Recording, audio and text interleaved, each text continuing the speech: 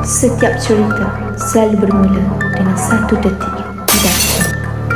Ada yang bermula dengan senyuman, ada yang bermula dengan keputusan yang salah, dan ada juga yang bermula dengan kemarahan. Di sinilah semuanya bermula.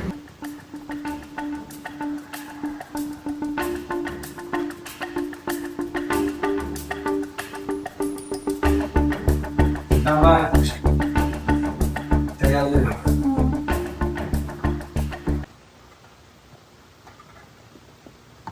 Pulsa Furious.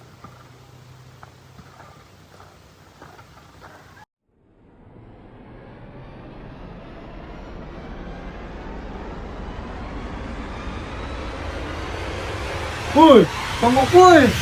Kamu tak ada isu ke? Woi. Selepas selesai bekerja, Adib terus bergerak ke rumah penghulu kampung untuk memaklumkan tentang perbuatan Azri yang dilihatnya sebentar tadi. Itu tak? Benar ke? Salam. Tak ada. Dia pergi motong awak tu. Tell me tak? Bani tak? Tadi dapat siang nak ucuk. Tak belakang peluk. Tunggu kak. Bukan duduk di dalam kak. Dia keluar tak? Kalau macam tu rosak kampung kita ni. Kita kena sahabat ke ADK ni. Sebab tu saya mesti niat kepabalan. Pada keesokan harinya, isteri penghulu mengambil tindakan untuk memberitahu beberapa orang rakannya tentang apa yang dilaporkan oleh Adib kepadanya.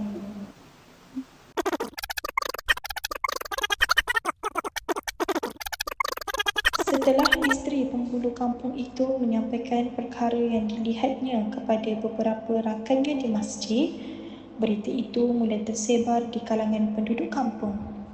Pada masa yang sama, penghulu kampung bersama Adib membuat laporan rasmi kepada pihak AADK mengenai kegiatannya. Beberapa bulan berikutnya, selepas menjalani program pemulihan, Azrin dibebaskan. Sejak itu, dia menunjukkan perubahan sebenar dalam kehidupannya, menyesal dan bertaubat serta berusaha untuk kembali ke jalan yang benar. Seiring waktu berlalu, tangis tawa di nafasku, hitam putih di hidupku, jalan di takdirku. Tiada satu tersembunyi, tiada satu yang terlupa. Segala apa yang terjadi, engkaulah saksinya.